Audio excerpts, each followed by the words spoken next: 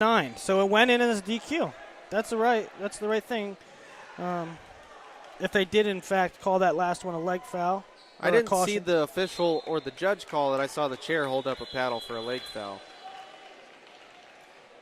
So appears they got it right there.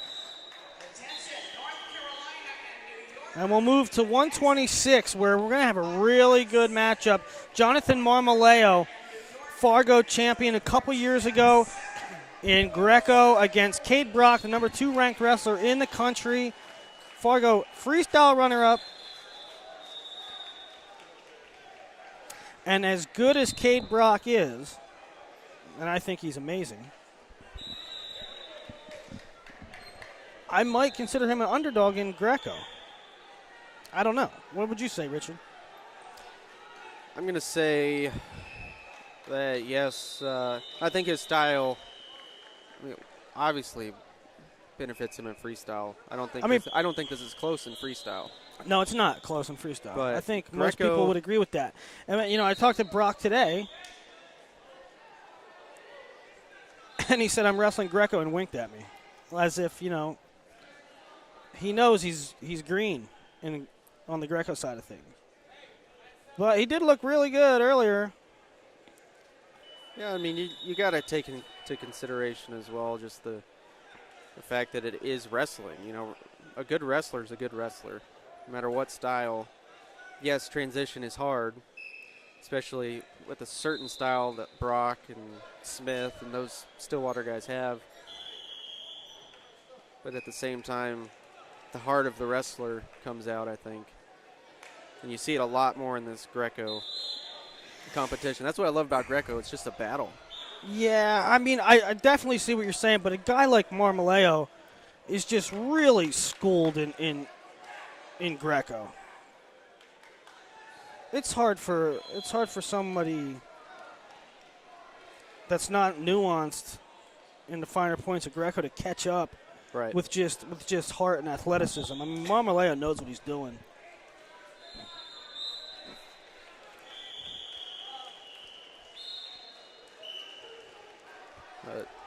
Good job by Brock so far. I mean, we're halfway through the first period. We're scoreless. He appears to be going toe-to-toe with Marmolejo. No, I don't think it's a... You see Brock with the takedown there. I don't think it's earth-shattering if Brock wins by any stretch of the imagination. Well, in that particular takedown, not necessarily a Greco takedown, and Brock lifting, and he gets some elevation there, but can't get the turn. So that was essentially a freestyle takedown, yeah. But he just didn't finish on the legs. He finished around the hips. Above the hips, I should say. You can't finish on the hips. But Brock's real slick from what I've seen. 2 minutes gone by and 2-0 for Brock. Working on a shrug there, doesn't get it. Duck under there for Brock. Marmolejo pushing in.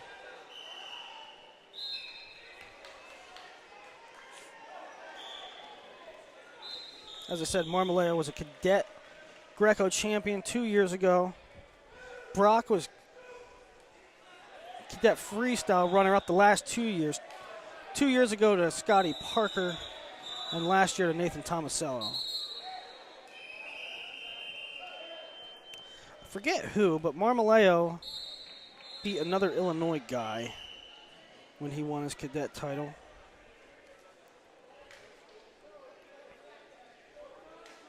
And time's ticking down here in the first. And Brock ducks in there. Looks like we're going to have a 2-0 lead for Brock as we head to the break. And I got to say, even though he's not schooled in the finer arts of Greco, I think his motion is what's the difference. Guys can't grab onto him, can't work their two-on-ones. Yeah, he wasn't giving up ties. Not giving up ties. That being said, I thought Marmolejo was a little conservative that period. Right.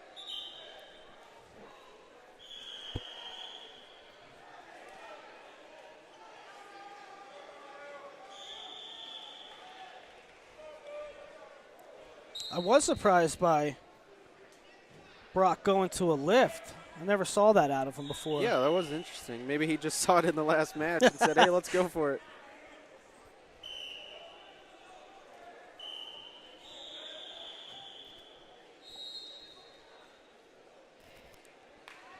There's that duck again to the left side by Brock.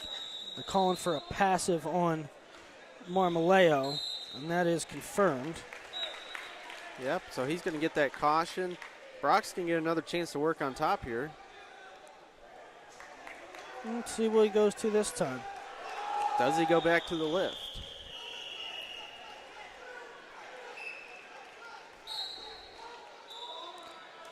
And he's going mid-gut right here. Mid-gut there. Now looking maybe lift, sticks his head in there. No exposure. No exposure on that one. Going to readjust and go one more time. Kind of caught in the middle there. They put him up neutral, 215, still 2-0. Good defense from Marmolejo. He needs to pick up his action, I think. You know, try to slow Brock down, get a 2-on-1, get a hook. Yeah, he's having a hard time just getting inside. Duck under there from Brock. Doesn't seem like he's going to that every time Marmolejo gets close to getting in. Yeah. I think it's frustrating Marmolejo, too, because as soon as he picks up his offense, Brock's changing levels. Good defense is a great offense, huh? Doesn't it go something like that? You read that somewhere, I believe. Now Marmolejo's in good front head position, Yeah, trying to Brock's pinch trying to down. come inside and get his hips in. Does get his head out there. That's a tight position. And Marmolejo's right back in. There's a mistake by Brock, letting his head down for a second. Marmolejo's right back in there. Let's see if he can score from this. But it's stalemated at 115. And he's going for that front headlock. That's the first thing he's had success at. You see Brock spinning out of the 2-on-1 every time. Every time. Duck There's under that there, duck. Reduck. Beautiful. No points yet. Got to get that third supporting point down. Still no points.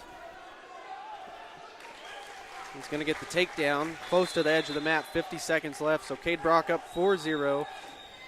He's working on a gut wrench. They'll come back to the feet. How about that? A duck reduck. That was sick. He is shifty, boy. And now Marmolejo picks it up. Yeah, essentially going to need a 4-pointer to take this one. Again, Brock ducks underneath. 25 seconds. Also at this point, another key. Can Marmolejo get 1 point on the board? Good point. For the team points. Good point. He looked to be in position there, but just let up for a moment. And Brock was able to gain position, but what are they going to call there? They called fleeing the hold. They're calling fleeing the hold. That's and a gives one-pointer. Marmolejo a point with 13 seconds left. And that's a big point. I don't like that. Throw attempt there from Marmolejo to the back. Looking for the fall. He gets the fall. Oh, boy.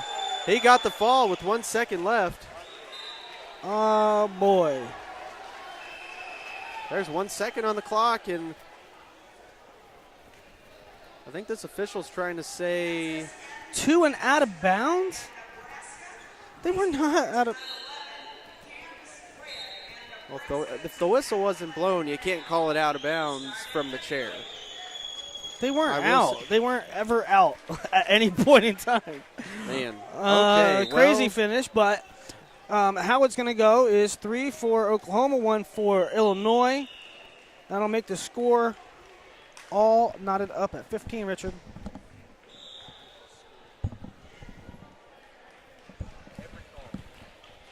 All knotted up at 15, and we'll head to 132 pounds, where it looks as if Oklahoma will send out Keegan Moore.